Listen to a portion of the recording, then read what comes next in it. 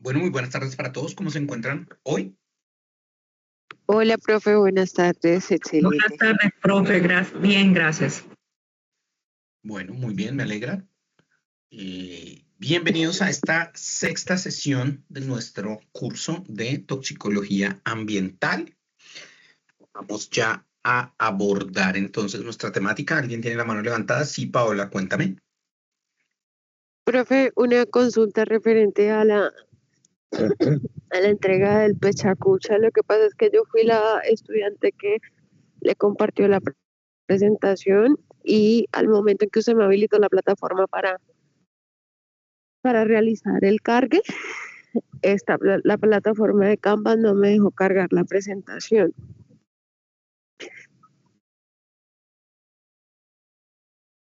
Es decir, te aparece todavía como que no cargaste la actividad. Aparece que cargué solo el video de MP4, que ese sí lo alcancé a cargar. Pero la Aparece cargada la presentación, actividad, no te aparece como faltante. O sea, todavía no la he calificado porque estoy ajá, calificando otros trabajos, pero en estos días espero poder terminar prontamente ya la calificación. Entonces, lo importante es que no te aparezca faltante, porque si te aparece faltante, cuando yo vaya a revisar a través del Speed Grader en el Canvas la actividad, ahí sí va a resultar, porque no lo voy a poder visualizar. Pero si no te aparece faltante, quiere decir que entregaste el video y no habría inconveniente. bueno, vale, listo, profe, gracias. Vale, sí, lo importante es que no aparezca faltante, pues que si subiste el video o el otro, pues yo ya lo tengo presente por el mensaje que me enviaste y pues ya ahí no habría lío. El tema es si cuando voy a calificar al SpeedGrader no aparece, ahí sí.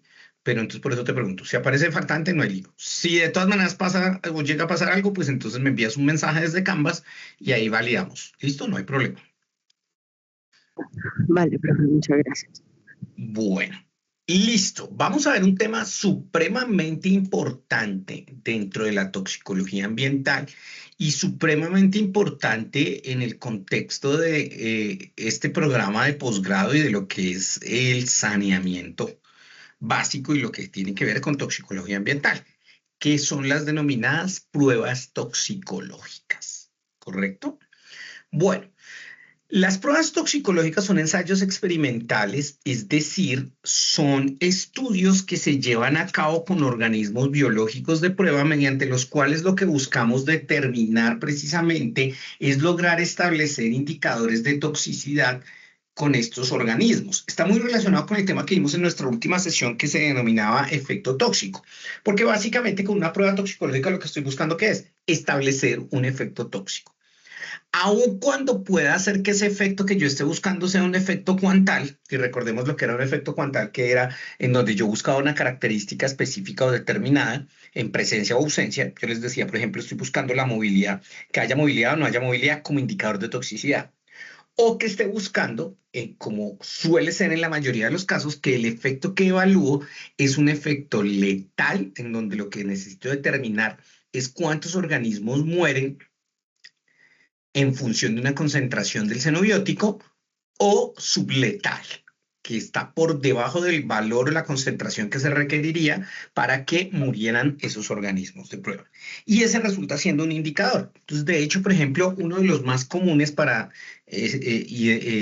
determinar a través de una prueba toxicológica el indicador es la concentración o la dosis letal 50. Y normalmente sobre quién aplico el xenobiótico. Y aquí empezamos ya a estas alturas de nuestra asignatura y después de haber visto varios conceptos a entender mejor. Recordemos que esa definición de xenobiótico estaba ligada a lo que era que, estrictamente hablando, cualquier componente que interactúa con un organismo y no hace parte esencial de ese organismo. De allí que lo denominemos xenobiótico. Como estoy haciendo una prueba toxicológica, pues estoy buscando determinar si este xenobiótico es tóxico o no. Por eso hablamos de xenobiótico en ese caso.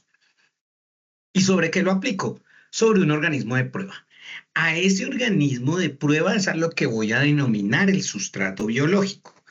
Y ojo con eso porque no necesariamente, como aparece aquí en la parte inferior de la diapositiva, no necesariamente eso quiere decir o implica que estoy hablando de una especie animal. No, por eso es mejor referirnos a sustrato biológico.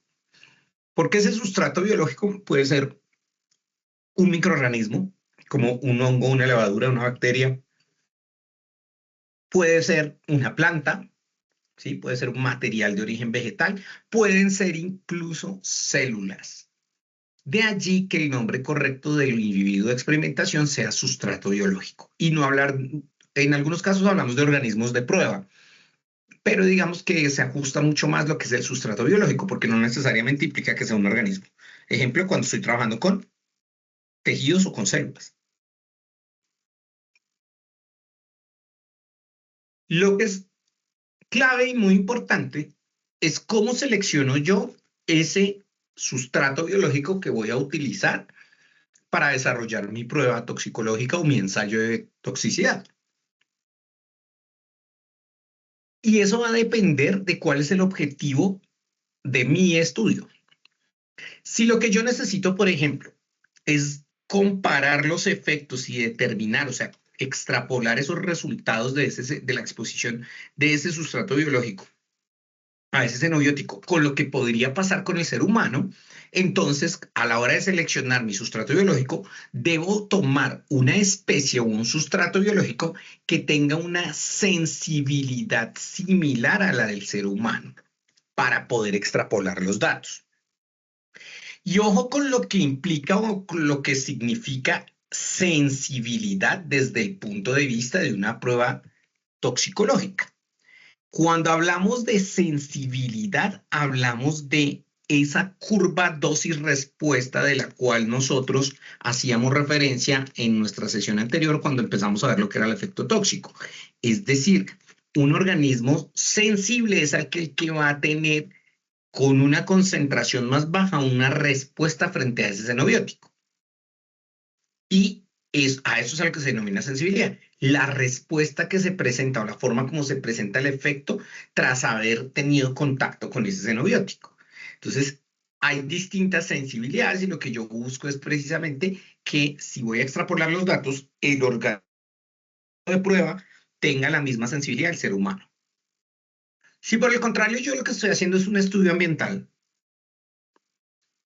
en donde lo que quiero ver es cómo se afecta un ecosistema, por ejemplo, para determinar o cómo se puede llegar a ver impactado un ecosistema por un xenobiótico, debo evaluar entonces lo que denominamos o que antes se conocía como cadena trófica, pero estoy hablando de hace muchos años, porque ya evolucionó y ya el término real no es cadena porque nos dimos cuenta que la relación entre los organismos dentro de un ecosistema no es lineal, es una red. Entonces hoy en día hablamos de red trófica. Entonces, si voy a hacer un estudio ambiental para determinar la toxicidad o el impacto, el riesgo toxicológico que existe para ese ecosistema por un determinado xenobiótico, lo que debo hacer es utilizar como sustrato biológico un organismo para cada nivel trófico, que tenga la suficiente sensibilidad y que sea supremamente importante en esa compleja red ecológica que hay de esas ¿cómo llamarlas? De esas relaciones entre esos organismos en el ecosistema, y ahí es donde voy a utilizarlo y a realizar mi prueba. Y si lo que estoy haciendo es utilizar bioindicación, tal como se habla, y no sé, de pronto lo recordarán cuando vieron bioindicación en calidad ambiental, cuando hablamos de calidad ambiental y al ver calidad ambiental hablábamos de esa bioindicación, por ejemplo, en calidad ambiental, las últimas sesiones estaban enfocadas a lo que era la bioindicación en calidad del agua, pues ahí para la bioindicación, utilizo un organismo que denomino Centinela que tenga y que se pueda escoger acorde con la sensibilidad, que es la respuesta que va a tener frente al xenobiótico, la disponibilidad en el ecosistema y que se pueda mantener fácilmente y usar. Esos son como algunos de los criterios que suelen tenerse en cuenta cuando voy a seleccionar mi sustrato biológico para desarrollar una prueba toxicológica. Por ejemplo, es muy común que cuando vaya a trabajar con compuestos puros o vertimientos para ensayos de toxicidad utilice este organismo, la conocida Daphnia magna, también conocida como pulga de agua.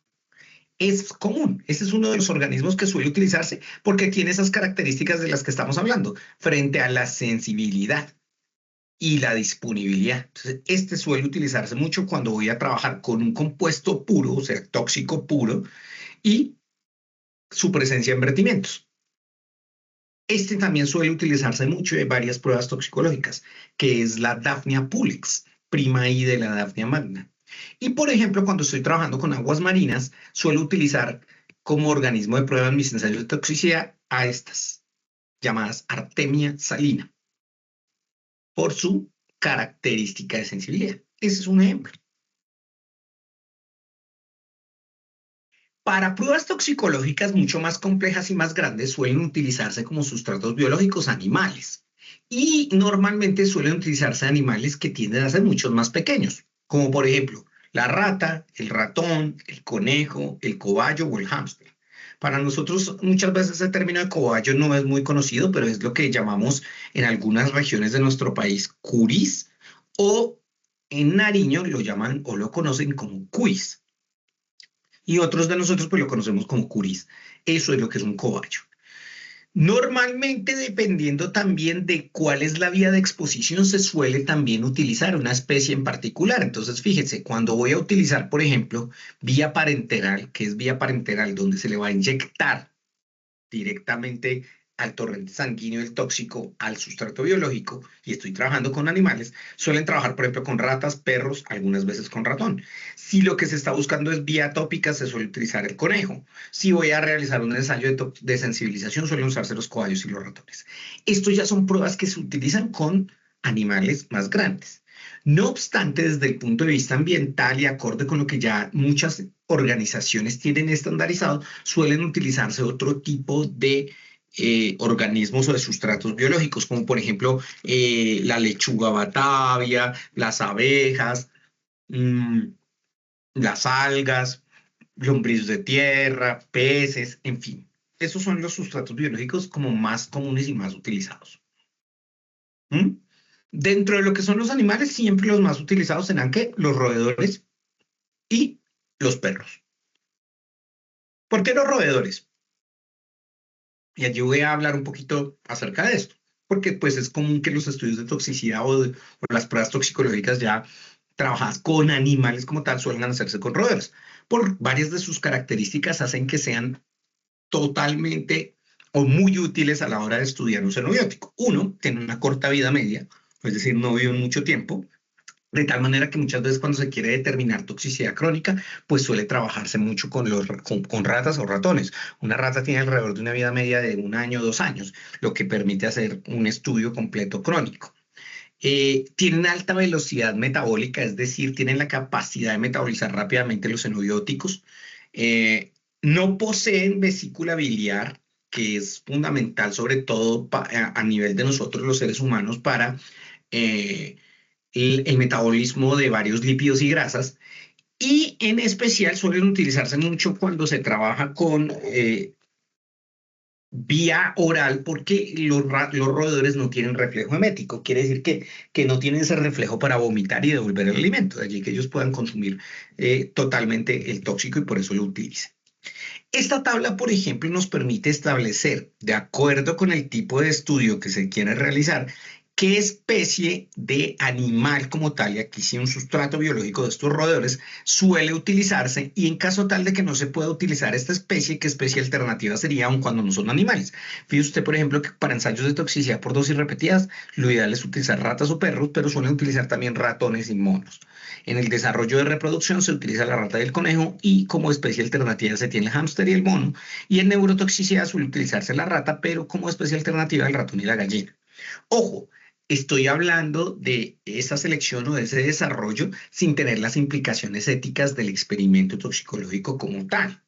Y no estoy tocando eso, porque pues obviamente también sabemos que muchas sustancias requieren de la prueba de toxicidad para poder determinar luego su aplicación en los seres humanos, y eso conlleva obviamente a un planteamiento desde el punto de vista ético. ¿Qué tan ético es utilizar a estos animales para poder desarrollar esas pruebas? Independientemente del tipo de prueba que se esté desarrollando, Siempre se deberá garantizar que se cumple con la normatividad de cada país donde se desarrolla la prueba respecto a la protección de animales. Eso es fundamental y clave. Y digamos que cuando hablamos desde el punto de vista ambiental, pues trabajamos más que todo con otros organismos que, digamos que desde ese principio, pues no suelen tener unas implicaciones éticas tan fuertes como lo suelen tener posiblemente animales superiores. Entonces, por eso normalmente trabajamos con lombrices, con bacterias, se trabaja con algas, lenteja de agua. Ahí existen otras como las pruebas de vigor vegetativo donde trabajamos con plantas, por ejemplo. Entonces, también obedeciendo obviamente a todas las condiciones y normatividad que exista en el país y que sea desde el punto de vista ético. Bueno, si yo ya definí cuál es el sustrato biológico sobre el que voy a desarrollar mi ecoensayo o mi bioensayo, posteriormente viene lo que es el diseño experimental, supremamente fuerte. Aquí, esto lo digo a título personal, lo asumo yo a título personal, pero creo que es algo que durante estos años en mi vida como docente me he dado cuenta y es una de las cosas y una de las falencias que creo tenemos la gran mayoría de profesionales, de ingenieros en especial que tenemos formación en pregrado de ingeniería, es que casi que podemos decir que ante la gran mayoría de nosotros como ingenieros, cuando dentro de las mallas curriculares de los pregrados, lo que nos dan es estadística y probabilidad. No nos dan mucho diseño experimental. Y allí a veces, de acuerdo y acorde con ciertas profesiones, pues tenemos unas falencias fuertes porque generalmente solemos ver mucha más incluso probabilidad que estadística. La estadística suele abordarse mucho más desde la formación postgradual y pues el diseño experimental casi que es nulo. Y el diseño experimental es fundamental, digamos, en este tipo de mm, experimentos, valga la redundancia, o de ensayos, porque a través del diseño experimental es que voy a poder garantizar la validez estadística y es la que me va a permitir determinar cómo voy yo a realizar el ensayo y, por ejemplo, cómo voy a tener yo lo que se denomina una unidad experimental. A lo que llamamos la unidad experimental puede ser o uno de los individuos de prueba que estoy utilizando o el lugar en donde van a estar es conviviendo, por decirlo así, o donde voy a tener allí en ese hábitat momentáneo mientras se desarrolla la prueba mi sustrato biológico. Puede ser desde una jaula de animal hasta un frasco de cultivo, una placa de cultivo, lo que llamamos pocillos a la hora de trabajar en laboratorio. Esas son las unidades experimentales. Y ese número de unidades experimentales se obtienen a partir de un cálculo estadístico y lo que estoy buscando es garantizar que la población sea homogénea. Si yo desarrollo un experimento con población que no es homogénea, la validez estadística será mínima. Tendrá un gran error y su nivel de confianza será bajo y por lo tanto mis datos pueden llegar a estar sesgados. Y como estamos hablando de que yo lo que estoy buscando es determinando toxicidad, pues eso resulta siendo una situación compleja y grave, porque podría yo estar pecando por defecto. Es decir, podría yo haber categorizado o calculado un indicador de toxicidad en donde se muestre que esa sustancia en realidad no es tóxica y eso podría ser porque la población que yo seleccioné resultó siendo más resistente que sensible y en realidad la sustancia, si se aplica al común de la población, podría resultar siendo mucho más letal o ser más tóxica. Entonces, digamos que al ser esto tan delicado, el diseño experimental resulta siendo supremamente importante. Y esa homogeneidad solo la puedo alcanzar con un buen diseño experimental. Entonces, uno, clave cuando estoy desarrollando un experimento, que la población que voy a utilizar, la población, hablando desde el punto de vista estadístico, es decir, ese sustrato biológico que yo voy a utilizar, debe ser lo más parecida posible. Aquí me voy a detener porque hay algo que es clave. Permítame, dejo de compartir y le comparto un momento mi tablero para explicar, por ejemplo, eso de la sensibilidad y respecto a la, a cómo uno selecciona cómo selecciona uno esa población. Porque es fundamental la selección de esa población, hacerlo de una manera que garantice lo que llamamos homogeneidad. Entonces, ya le comparto aquí en mi tablero.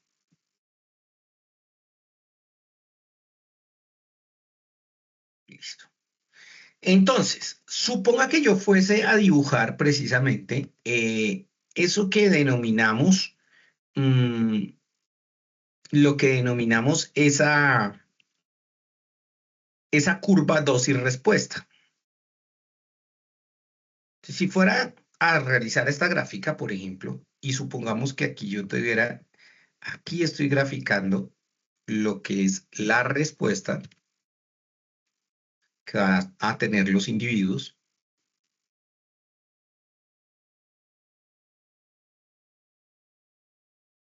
Y aquí, en este eje, lo que voy a tener es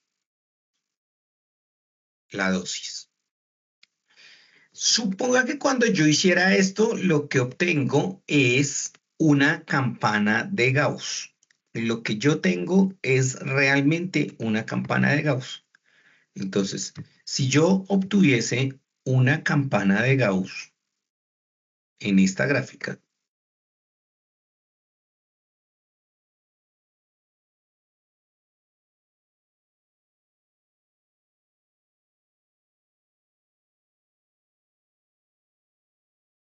lo que la voy a traer toda acá al tablero, que es mejor.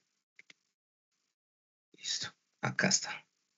Y suponga que cuando grafico obtengo esto, esta campana de Gauss.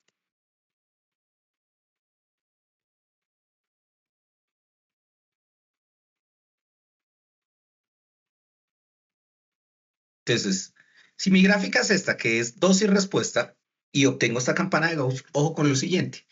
Si yo trazara una línea aquí en la primera asíntota, lo voy a hacer aquí bastante grande, pero para que quede claro, fíjese. Estos organismos que están acá serían los organismos, los que están en esta área bajo la curva, son organismos que yo debería considerar muy sensibles. ¿Por qué muy sensibles? Porque requieren de dosis más bajas para presentar respuestas más altas.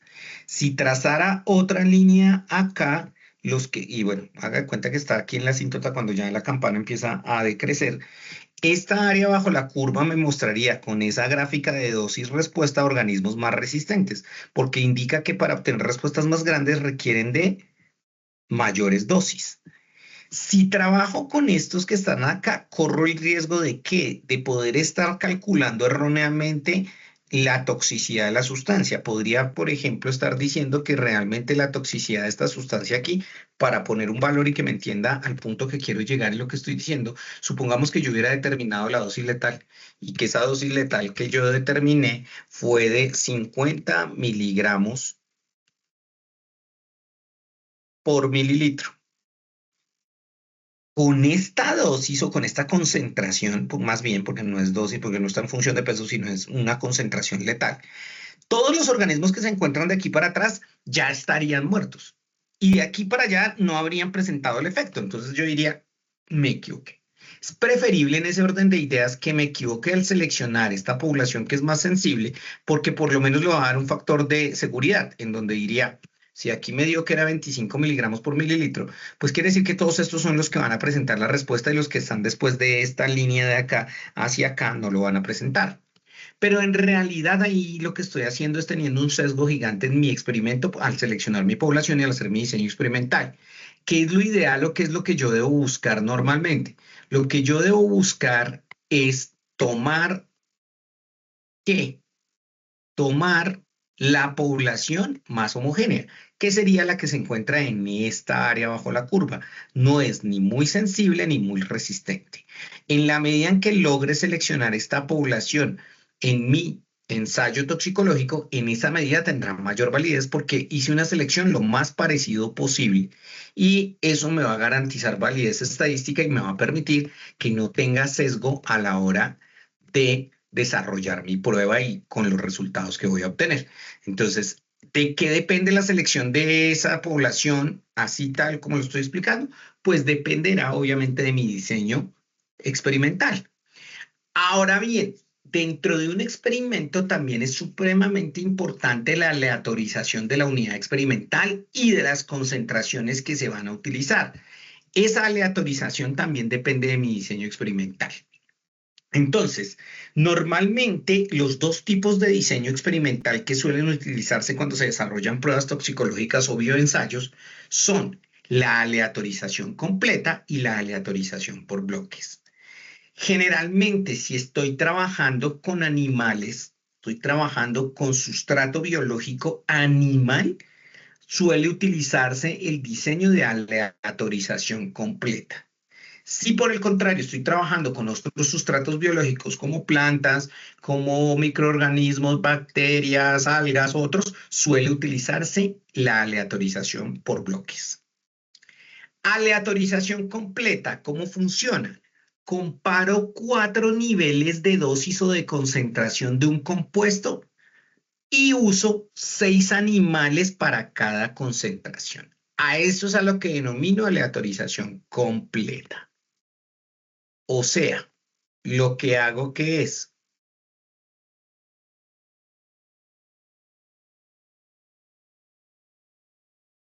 trabajo con 4 concentraciones. Entonces, suponga que aquí estuviera haciendo eso. Entonces, voy a decir, estoy utilizando un sustrato que es animal, estoy trabajando con ratones. Entonces, como estoy trabajando con ratones, voy a hacer una prueba. Entonces, tengo mi concentración 1, que será de 5 miligramos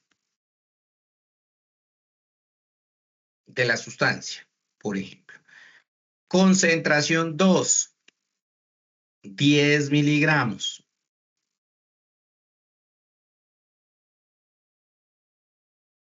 Concentración 3, 15 miligramos. Y concentración 4,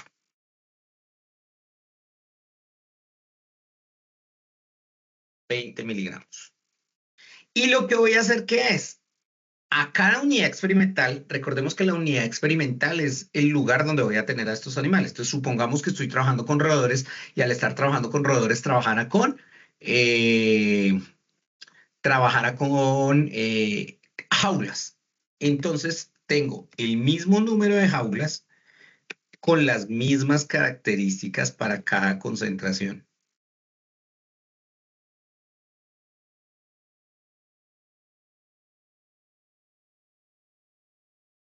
Entonces acá tengo para la concentración 2 la misma jaula. Para la concentración 3 la misma jaula. Y para la concentración 4 la misma jaula. Y lo que voy a tener y lo que recomiendan allí es que trabaje con al menos 6 individuos para cada una de esas unidades experimentales.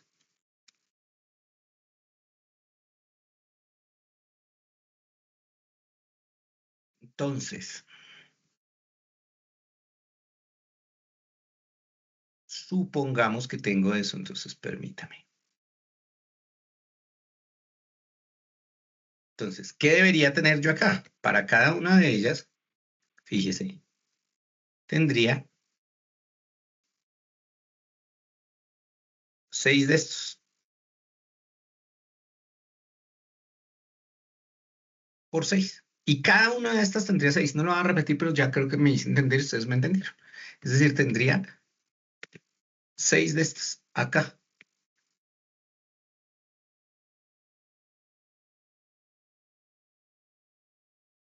Ahí están los 6, creo que ya. Y ese sería mi diseño, en este caso, de aleatorización completa. Con este tipo de diseño es que suele aplicarse cuando estoy trabajando con animales. Entonces, fíjese, lo que tendría aquí es, cada una de estas unidades tendría los 6 individuos. Aquí lo tendría. Y este sería un diseño de aleatorización completa. Muy utilizado, como les digo, cuando se trabaja con animales. Este sería mi diseño. Listo. Este es de aleatorización completa.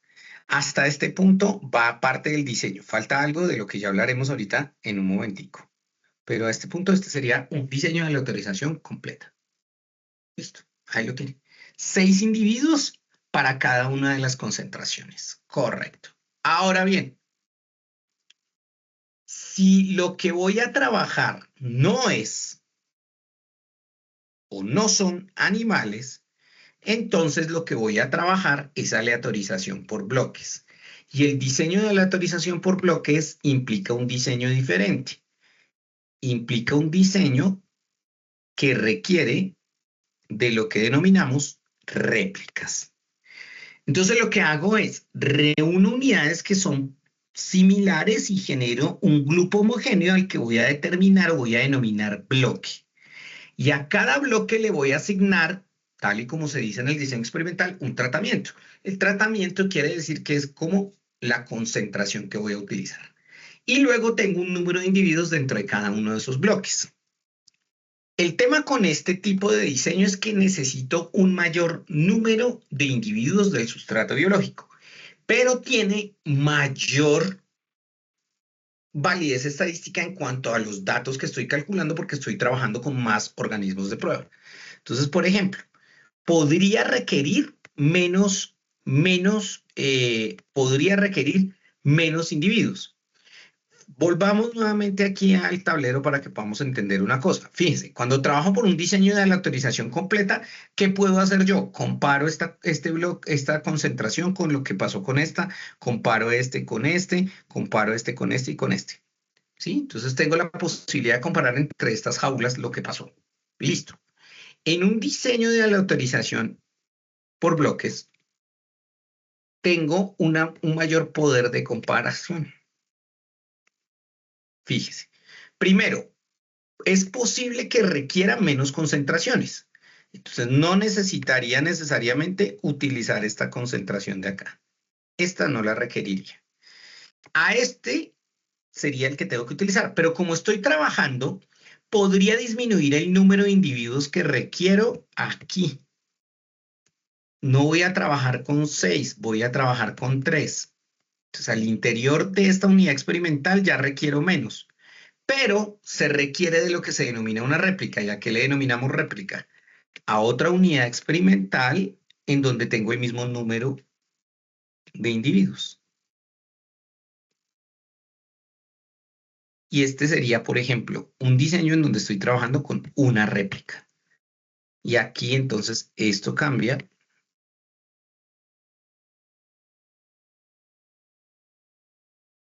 por algo así. Y ojo porque puedo requerir en algunos casos más de una réplica.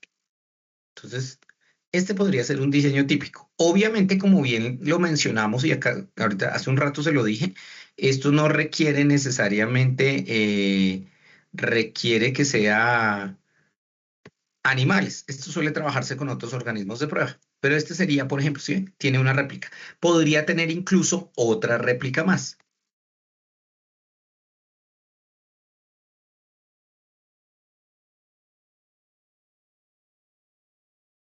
Y este, así sería, mire. Tengo una réplica más.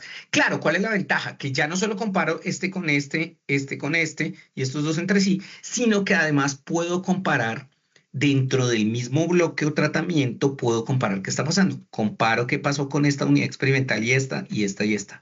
Eso hace que tenga mayor validez estadística o que los resultados que se obtengan sean mucho mejor. Pero eso implica que tenga que utilizar un mayor número de individuos por sustrato biológico. De allí que por eso como se trabaja con animales que son más grandes, pues lo que buscamos normalmente es hacer aleatorización completa, ya que requiere de un menor número de individuos al que requiere trabajar con una aleatorización por bloques. Listo. Eso es clave.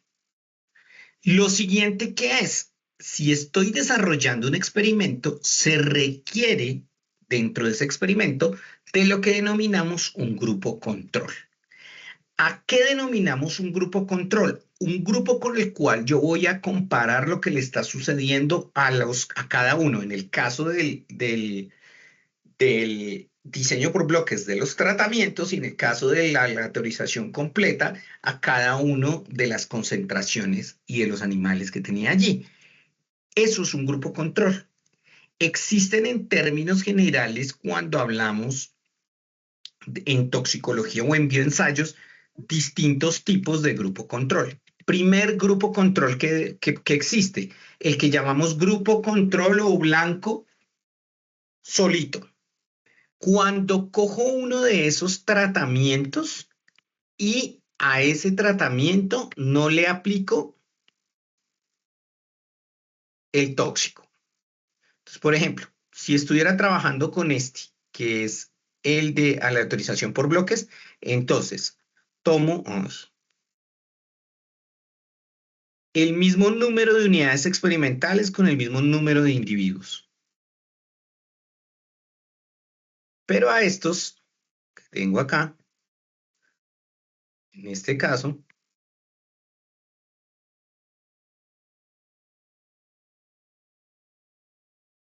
no les aplico el xenobiótico. No les aplico nada. O sea, aquí no va ninguna concentración de xenobiótico. Libres. ¿Para qué utilizo o para qué me sirve este grupo control? Primero, para verificar qué pasa cuando estos están sanos, no están expuestos a nada, y qué pasa y estos cómo van cambiando respecto a estos que no tienen. ¿Esa es una forma o ese es un grupo control? Una forma de utilizar un grupo control. En otros casos también el grupo control me permite identificar que si estos organismos tuvieron una respuesta, la respuesta se debió haber estado expuesto al xenobiótico y no a las condiciones ambientales del lugar donde se desarrolló la prueba.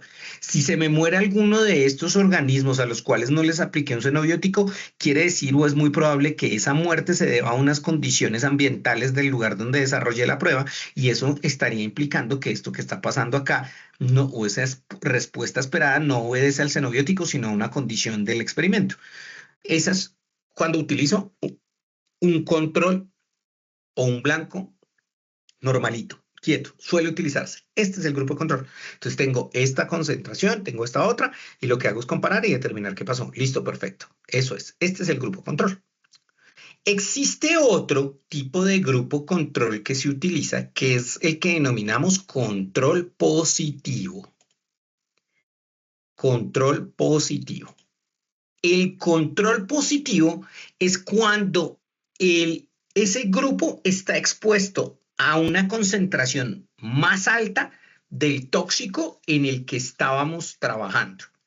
Entonces, ya no los tengo sin exponerlos, sino al contrario, lo expongo a una concentración mucho más alta. Ejemplo, volviendo nuevamente al tablero. Entonces, aquí, en este caso, sería como si yo estuviera tomando a estos individuos y los estuviera exponiendo a una concentración totalmente o mucho más alta que me garantice que se está presentando el efecto. Por ejemplo, 35 miligramos. ¿Para qué haría yo algo así? Precisamente para garantizar, uno, que la sustancia que estoy utilizando sí genera una respuesta. Y dos, para comparar cómo es la respuesta de estos de acá con esta sustancia o este control que utilicé. Esto es, ya no se llamaría una concentración, sino este sería un blanco positivo. Se denomina blanco positivo cuando es la misma sustancia que estoy estudiando, el mismo xenobiótico. Entonces haga de cuenta que estoy trabajando con una sustancia A y obtengo precisamente esta misma sustancia A y utilizo un blanco positivo. Existe un tercer grupo control que suele utilizarse, que es el que se denomina en algunos casos compuesto de referencia. Compuesto de referencia. ¿Qué es el compuesto de referencia? Un xenobiótico distinto al que estoy estudiando, pero que ya ha sido ampliamente comprobada su toxicidad y la respuesta de mi sustrato biológico o del sustrato biológico que se está utilizando a ese compuesto. Por ejemplo, dentro de esos compuestos de referencia que se suelen utilizar muchísimo está el dicromato de potasio. Ese dicromato de potasio es ampliamente utilizado como compuesto de referencia. ¿Cuál es la intención en un diseño experimental como ese? Pues como ya conozco cuál es la respuesta que sufre el sustrato biológico cuando se expone al dicromato y como ya conozco efectivamente la concentración letal del dicromato, comparar qué pasa con esta otra sustancia versus una de toxicidad ya conocida y qué es lo que está sucediendo. Yo podría tener un diseño totalmente y un diseño experimental más robusto y más complejo, porque podría tener estas tres concentraciones, tener un blanco solito, tener un blanco positivo y tener un compuesto de referencia adicionalmente. Y eso hace que los resultados sean obviamente mucho más precisos, acertados. Sin embargo, pues hace que la prueba sea mucho más compleja. Eso es lo que se debe tener en cuenta cuando estamos hablando precisamente de el diseño experimental. Entonces, en el diseño experimental yo deberé saber si estoy trabajando con aleatorización en bloques o aleatorización completa, si además de estar trabajando con esas aleatorizaciones voy a trabajar con qué grupo control, sí, o con varios grupos control, y me va a permitir pues saber cómo voy a determinar. En algunos casos también hablo, por ejemplo, de lo que es un estudio ciego, doble ciego. En un estudio ciego, quien hace la parte experimental es diferente al que hace la parte de análisis de los datos. Y en un doble ciego, una persona hace el diseño, otra persona es el que ejecuta y otra persona es el que analiza los datos con el ánimo de garantizar que no va a existir un sesgo a la hora de analizar la información. Por supuesto, hay que seleccionar las vías de exposición del sustrato biológico. Si lo vamos a hacer vía ingesta, vía cutánea, si se va a hacer vía respiratoria, si va a estar en el medio en donde él suele estar. Esas vías de exposición se harán acorde con lo que yo quiero hacer en mi estudio toxicológico. Si mi estudio, por ejemplo, lo que está buscando es extrapolar datos en el humano, pues la vía de exposición que utilizaré será la posible vía de exposición mediante la cual el ser humano tenga contacto con ese xenobiótico. Y existe algo también muy importante que se debe identificar antes de desarrollar mi prueba, y es lo que conocemos como biomarcadores. Por allá en nuestra primera sesión ya habíamos definido lo que era un biomarcador. Y cuando definimos lo que era ese biomarcador, habíamos hablado que era ¿qué? El biomarcador era un cambio biológico relevante que sufría un organismo y que permitía determinar que había estado en contacto con un tóxico. A eso le denominábamos un biomarcador. Por favor, ojo con esto, no se debe confundir el biomarcador con un bioindicador. ¿Cuál es la diferencia entre un bioindicador y un biomarcador? Sencillo. El bioindicador es un organismo vivo que al sufrir un cambio me representa o me muestra una situación dada por exposición a un tóxico. Entonces, cuando vimos calidad ambiental o cuando vieron su calidad ambiental, allá tuvieron que haber hablado, por ejemplo, cuando se vio de bioindicación, por ejemplo, se habló de los macroinvertebrados acuáticos. Entonces, ahí uno decía, mire, si está presente este organismo, quiere decir que el agua está muy contaminada. Si por el contrario está presente este macroinvertebrado, quiere decir que el agua es limpia, porque requiere de un oxígeno disuelto alto y no puede convivir en lugares en donde se tiene alto grado de contaminación por materia orgánica. Eso es un bioindicador. Acá no, estoy hablando de un biomarcador. Es un parámetro dentro de un organismo que me permite determinar precisamente que existió como producto de haber estado en contacto con un xenobiótico un cambio biológico. Existen 4 tipos de biomarcadores. 1, biomarcador de exposición. Me permite detectar y cuantificar que se ha absorbido un xenobiótico. Y recuerde que cuando decimos absorción, una vez vimos la toxicocinética, quería decir que ya llegó a sangre. Puede obtenerse a partir de ¿qué? De tejidos, de fluidos, del aire expirado. Ejemplo de un biomarcador de exposición. Cuando nosotros estamos expuestos al monóxido de carbono, como los glóbulos rojos son 10 veces más afines por el monóxido que por el oxígeno, reacciona el monóxido con la hemoglobina que tenemos en la sangre y se produce una sustancia que se denomina carboxihemoglobina. La carboxihemoglobina es un biomarcador de exposición. Si tomáramos en este momento una muestra de todos los que nos encontramos en este curso de sangre y determináramos la concentración de carboxihemoglobina que tenemos, allí podríamos saber quién ha estado más expuesto o no a carboxihemoglobina, a monóxido de carbono. Todos estamos expuestos a monóxido, pero todos lo estamos en condiciones diferentes. Entonces resulta que de pronto encontramos que uno de los que está aquí conectado, presente, qué sé yo, por ejemplo, Beatriz, tiene una concentración mucho más alta. Es que de pronto resulta que ella está más expuesta a monóxido. Es que ella trabaja más al aire libre y está más tiempo en zonas de alto tránsito y está más expuesta al monóxido que, por ejemplo, Javier o que, por ejemplo, Fernando. Eso es un biomarcador de exposición. El de acumulación, tal como su nombre lo indica, me permite saber si se está produciendo o no una bioacumulación en el cuerpo. Cuando vimos la palabra bioacumulación y cuando la definimos por allá en nuestra primera sesión o segunda sesión, si mal no estoy, pues hablábamos de que precisamente esa bioacumulación se daba como consecuencia de que el cuerpo no tiene la capacidad de eliminar al mismo ritmo que está absorbiendo. Entonces, por ejemplo, un bioindicador de acumulación podría ser el contenido de calcio en huesos, teniendo en cuenta que, por ejemplo, el plomo desplaza al calcio. Entonces, no necesariamente tengo que medir directamente la cantidad de plomo, sino que miro la cantidad de calcio. Y al tener menos calcio, sé que se está acumulando más plomo. Eso es un biomarcador de acumulación. El de efecto es el que permite identificar que ya se produjo ese efecto tóxico en un organismo, que generó una modificación, bien sea reversible o irreversible. Ejemplo, la acetilcolinesterasa. La acetilcolinesterasa es clave en cuanto a la transmisión de la sinapsis. Los plaguicidas, en especial los organoclorados y organofosforados, suelen inhibir la producción de la acetilcolinesterasa. Entonces, si yo tomara una muestra y determinara cómo está una persona en su acetilcolinesterasa en el organismo, pues podría saber qué tanto se generó ya un daño o no en ese organismo.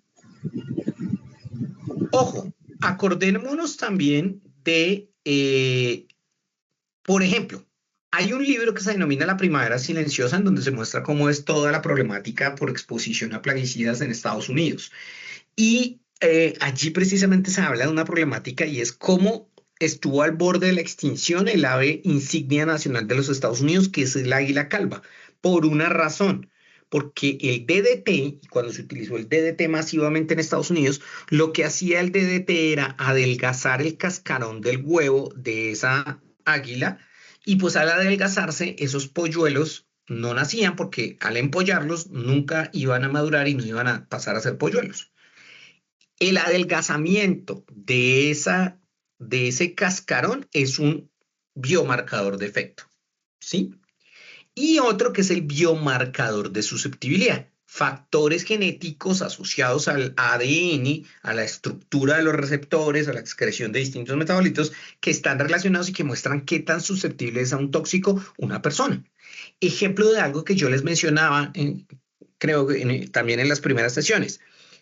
Las mujeres, biológicamente hablando, sexo femenino, ¿se emborrachan más que el sexo masculino? Sí, ¿por qué? Por la forma o la velocidad con la que metaboliza el alcohol. Las personas de raza amarilla se emborrachan más, sí, porque ellas dentro del citocromo P450 no tienen una de las enzimas que metaboliza el alcohol y al no metabolizarlo el alcohol tiene un efecto más severo en ellas. Ese es un biomarcador de susceptibilidad. ¿Listo? Obviamente, importantísimo a la hora de hacer mi ensayo toxicológico, seleccionar el biomarcador. ¿Y qué debo tener presente para seleccionar el biomarcador? Primero, que sea relevante biológicamente. No, es que el cambio significa que la pestaña izquierda del ojo derecho se levanta 0.03 milímetros. Pues eso no es relevante y así no lo voy a poder medir.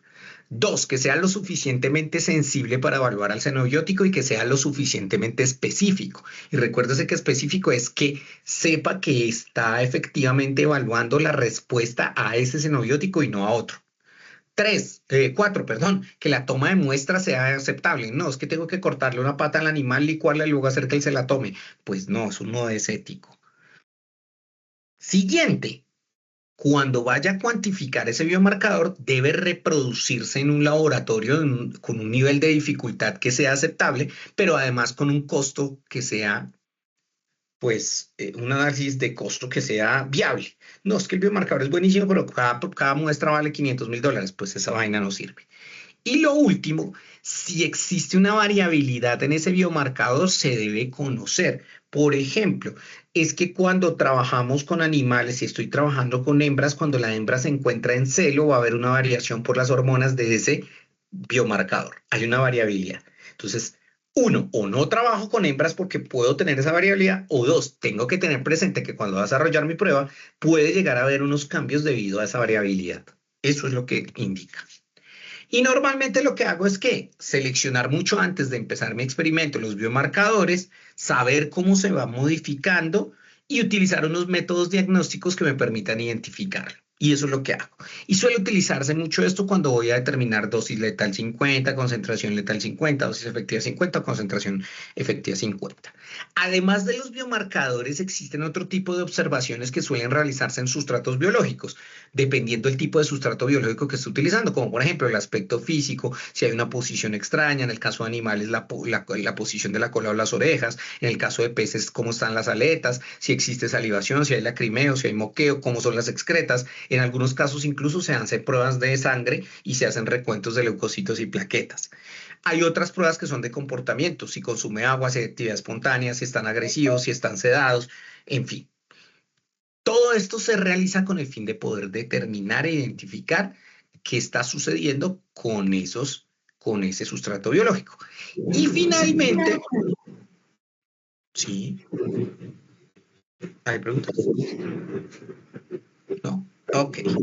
Finalmente, pues importante tener presente que existen distintos sustratos y pruebas que ya están estandarizadas y que se tienen, como por ejemplo, toxicidad de agua en peces. Entonces hay varias, una que es en 14 días, otra que es en las etapas tempranas, otra que es en el crecimiento del pez, otra que incluso es en el embrión.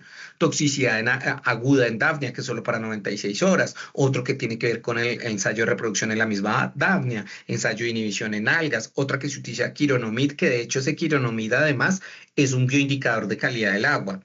O lemna, que es la lenteja de agua, toxicidad en lombriz de tierra. En fin, en esta tabla encuentran un gran número de ensayos de ecotoxicología que se desarrollan y que ya están estandarizados. ¿Quiénes suelen normalmente ya tener estandarizado desarrollar esto? La Organización para la Cooperación y el Desarrollo Económico, la Environmental Protection Agency, la Unión Europea y otras entidades que trabajan en ese orden. Y eso es lo que quería compartir con ustedes en esta sesión del día de hoy. No sé si tengan preguntas, comentarios. No, profe. Ok, entonces muchas gracias por su tiempo. Ha sido para mí un placer haberlos acompañado. Nos vemos dentro de 8 días en nuestra 7ª sesión. Feliz Gracias. fin de semana y buen descanso.